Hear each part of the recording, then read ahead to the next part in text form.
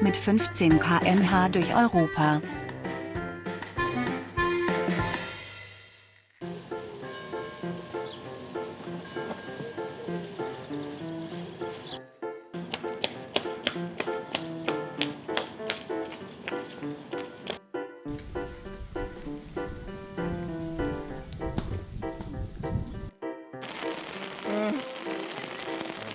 Okay.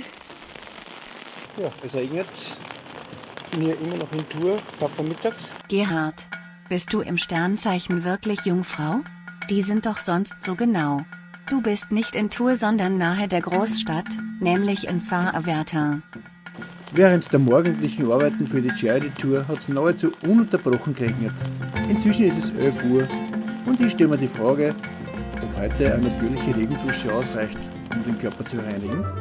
So, und jetzt noch schnell ein Foto von meiner Frau. Und um 5:30 Uhr ist es dann endlich soweit. Es geht los! Von Saint-Avertin nach La Ville-aux-Dames, Eurovelo 6, Frankreich. Unterdessen die Großstadt immer näher rückt, denke ich an Martin, den ich heute am Campingplatz begegnet bin. Der hat mir erzählt, dass ein Cousin aus der Ukraine in Trumau eine Bar hat. Das Lokal heißt Tamira. Das ist spannend, denn ich bin in Oberwaltersdorf, das ist ca. 2 Kilometer von Trumau entfernt, aufgewachsen.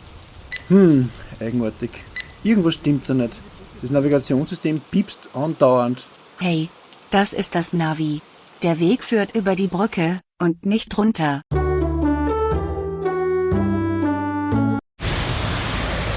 bei dem vielen Verkehr hier auf der Brücke will ich jetzt nicht ermutigen, sondern steige einfach vom Fahrrad ab. 1 Kilometer lang begleitet mich der Lärm entlang der Straßen D140. Dann wird es etwas ruhiger. Hoppala! Schaut so aus, als bräuchte irgendjemand Hilfe. Gerhard, mach die Augen auf. Das ist doch eine Puppe.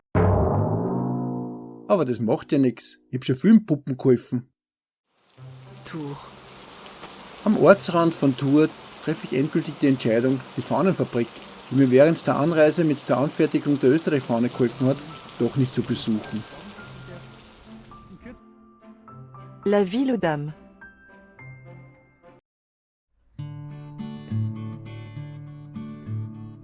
Von La Ville-aux-Dames sind es knappe 10 Fahrradminuten bis nach Montlouis-sur-Loire.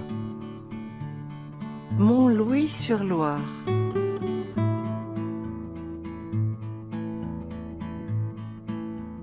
Im Jahr 2018 lebten in Montlouis-sur-Loire etwas mehr als 10.000 Menschen. In dieser Region, auf einer Fläche von über 350 Hektar, prägt ganz besonders der am Süden des Cher heranreifende Weißwein das Leben der Bevölkerung.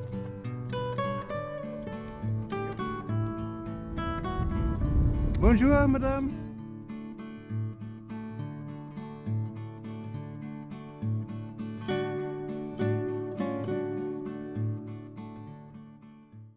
Ja, es regnet längere Zeit nicht mehr und ich habe jetzt mich entschieden, mich umzuziehen. Schwitzt natürlich, weil diese Regenkleidung nicht luftdurchlässig ist oder nicht viel Luft durchlässt. Auch hier die Spuren des Unwetters. Gestern Abend habe ich erst alles schön mit der Hand gepflegt. Naja, dann weißt du ja schon, wie du heute Abend die Radtaschen, das Fahrrad und den Anhänger reinigst.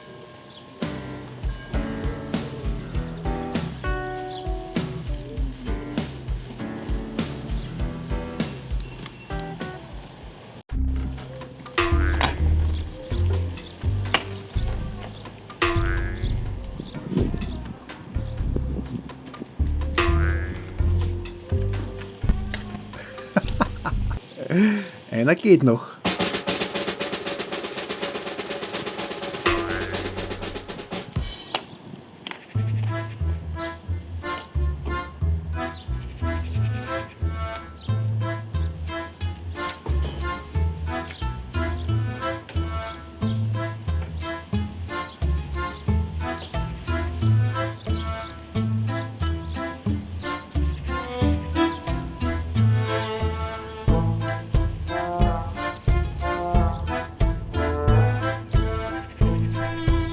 Gleich nach der Durchfahrt taucht das Rathaus auf.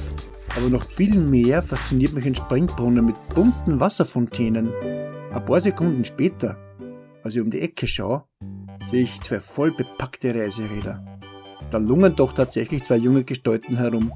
Na, die werde ich mir mal vorknöpfen.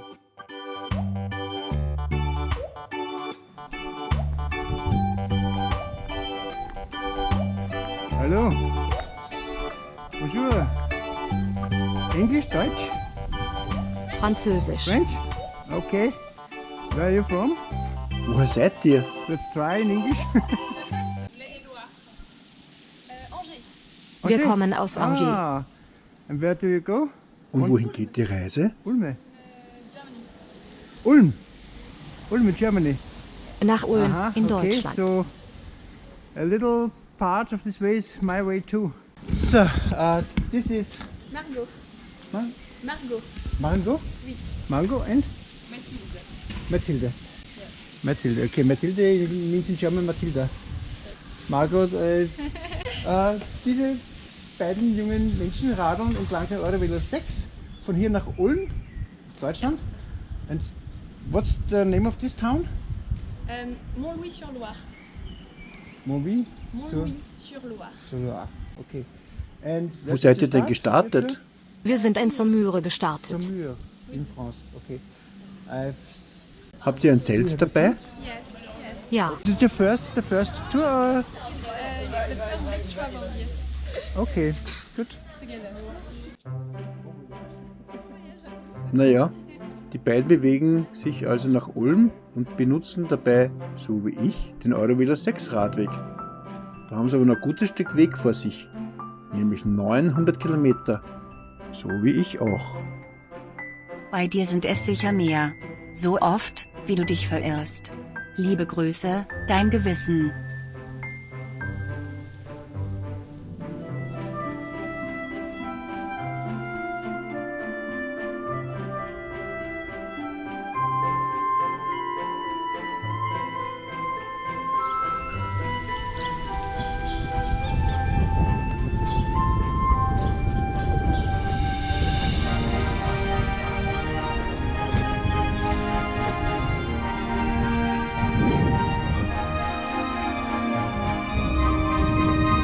Ich glaube, der Radweg da ist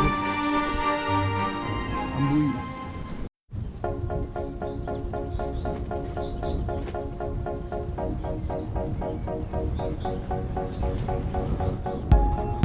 Hallo Gewissen, schon gesehen? Bis jetzt war die Strecke sehr eben. Ab Montlouis wird es zunehmend hügeliger. Ich merke es an der immer heftiger werdenden Atmung und über den steigenden Kraftaufwand. Von Montlouis-sur-Loire nach Amboise. Eurovelo 6, Frankreich.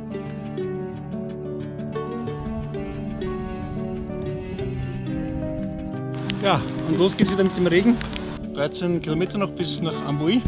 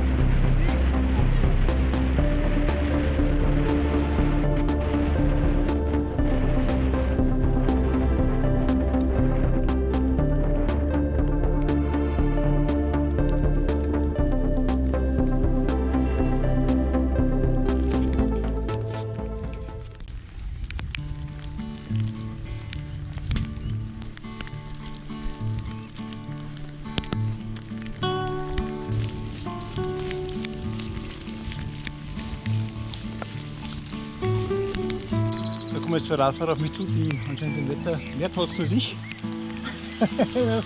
Hello, bonjour.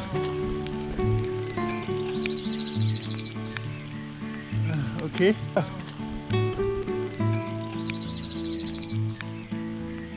Okay. Gut. Könnte man mal ausprobieren.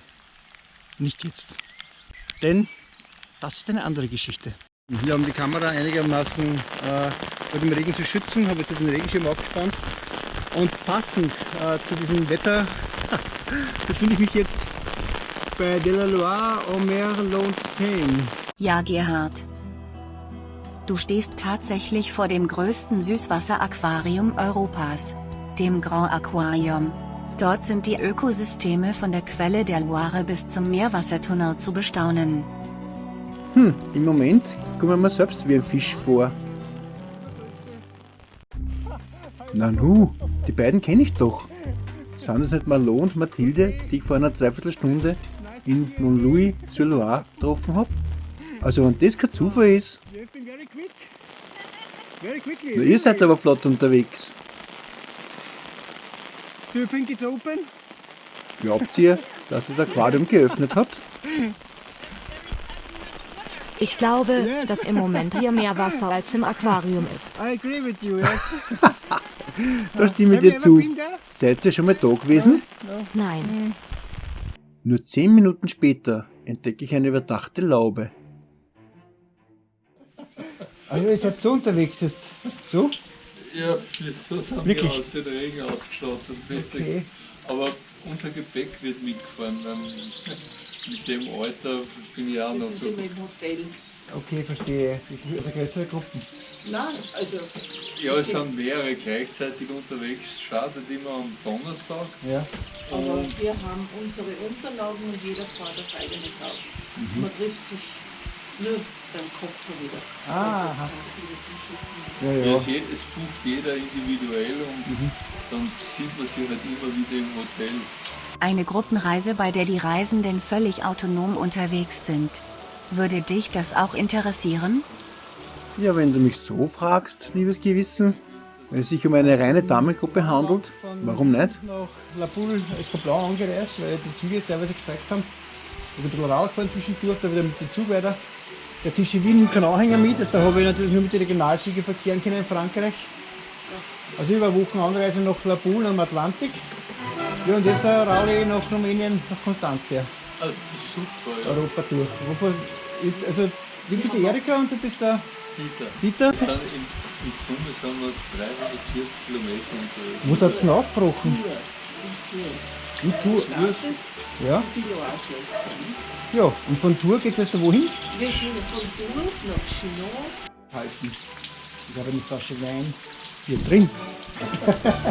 Eine Oberstdorfer Rotwein von Weingut Dunkel. Nur, der ist aber für Pferdeprojekt gedacht. Das heißt, ich sollte ihn mitnehmen durch ganz Europa. Und dann von uns wieder versteigert für einen guten Zweck. Der Regen hat sich verzogen.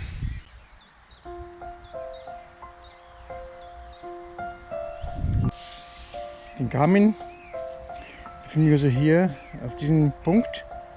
Da drüben muss die Loire sein und ja, da ist dieser Teich oder was immer das ist. Hi Gerhard. Dein Gewissen freut sich über die tolle Entwicklung deiner Beziehung zu Garmin. Zwischen Luceau-sur-Loire und Amboise, Eurovelo 6, Frankreich. Und es hat vorhin 20 Grad gehabt. Die Temperaturen schwanken heute allerdings zwischen 20 Grad und 25 Grad hat es auch schon gehabt. Also sehr, sehr unterschiedlich. Die Loire! Oh, was für eine Freude!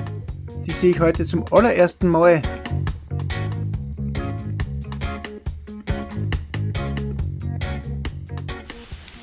Ja, jetzt sieht man die Brücke bei Amboise. Es regnet immer noch. Jetzt ist es wieder ein bisschen weniger intensiv.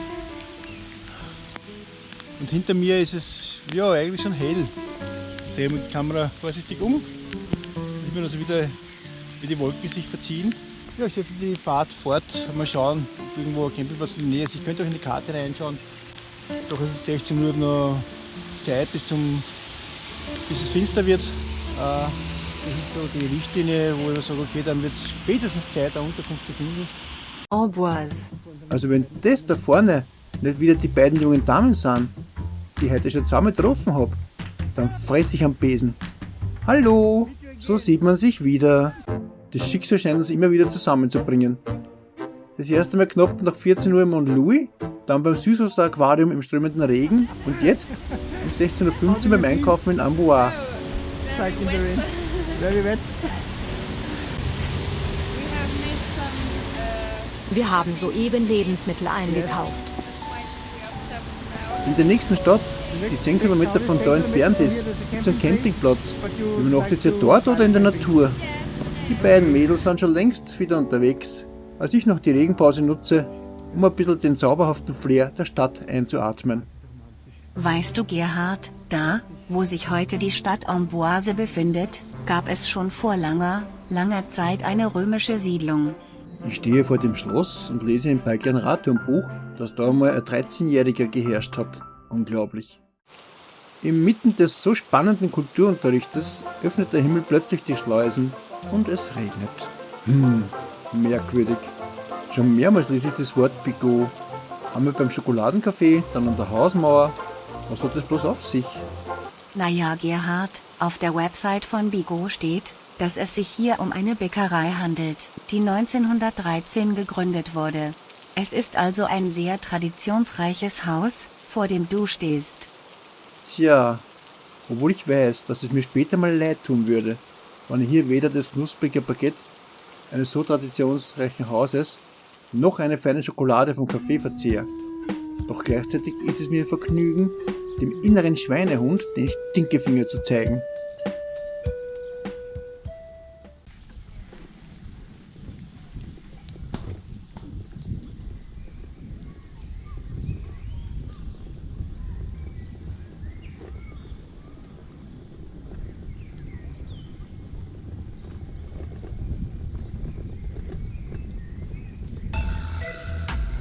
Mit jedem Keuchen stell mir vor, wie ich den kompletten Sauerstoffbedarf dieser Ortschaft in mich aufsauge.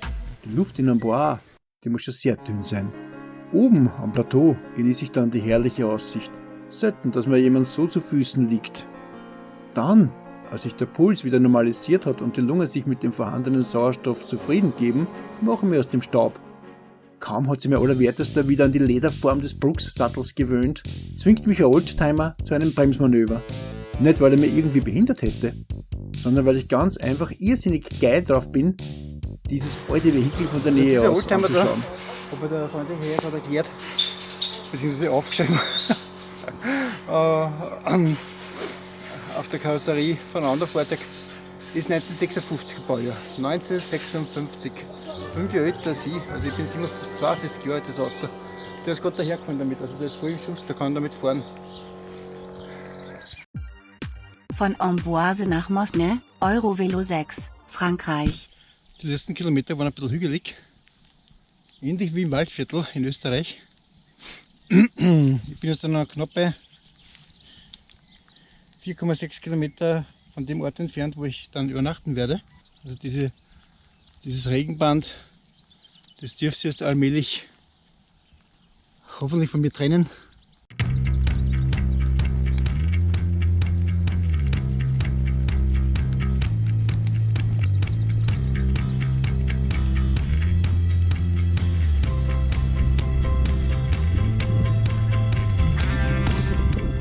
Mosne.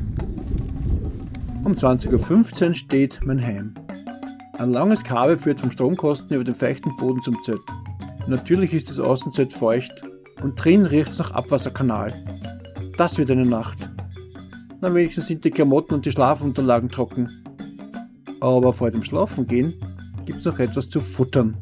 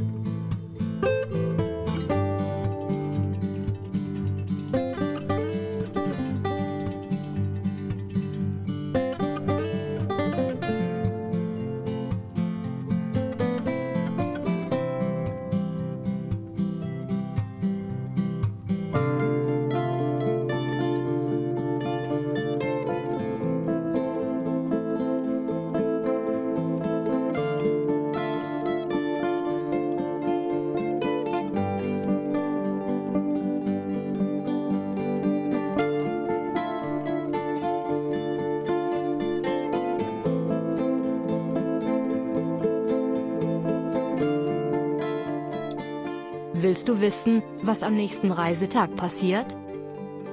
Und interessiert dich, was es auf den Radwegen Neues gibt? Dann klicke rechts unten auf das Gesicht mit dem Fahrradhelm und abonniere den Kanal. Das Abonnement ist kostenlos und jederzeit sofort stornierbar.